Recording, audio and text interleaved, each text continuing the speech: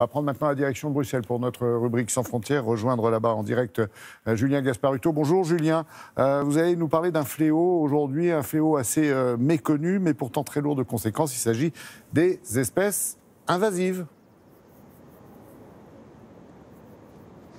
Oui, bonjour Laurent, vous connaissez certainement le frelon asiatique. C'est l'une des espèces invasives les plus connues. Ce sont soit des animaux, soit des plantes qui viennent d'autres continents et qui se retrouvent chez nous aujourd'hui en dehors de leur milieu naturel. Alors ces espèces, elles ont parfois été introduites par l'homme, parfois elles ont voyagé involontairement et elles représentent aujourd'hui une sérieuse menace pour la biodiversité car elles détruisent des écosystèmes. Ce phénomène, il s'est accéléré avec la multiplication des échanges dans le monde, mais aussi à cause du réchauffement climatique. Et la Belgique n'échappe pas à ce fléau. C'est ce que vous allez voir dans ce reportage réalisé avec Rémi Raveau et Adrien Chable.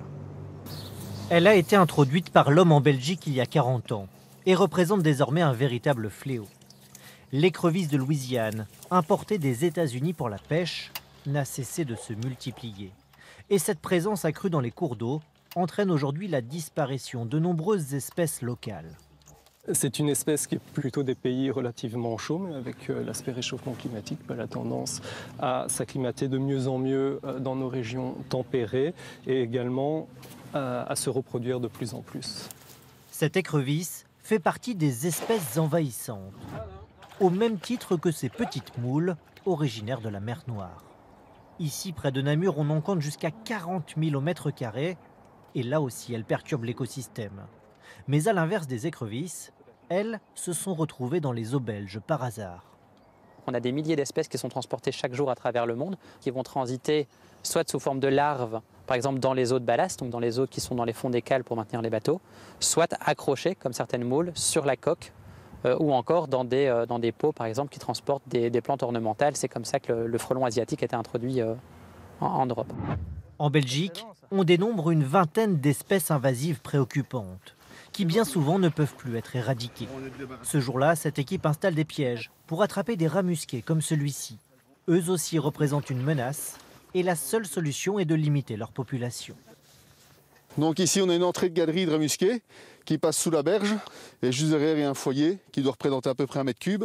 Donc risque d'effondrement de berge à l'arrière dans la culture. Donc dans ce cas-ci, on pose une nasse fermée. Certains végétaux aussi fragilisent les sols, comme cette renouée importée du Japon. Les espèces invasives sont aujourd'hui l'une des principales menaces pour la biodiversité. Oui, et du coup, les dégâts coûtent plutôt cher, hein, Julien.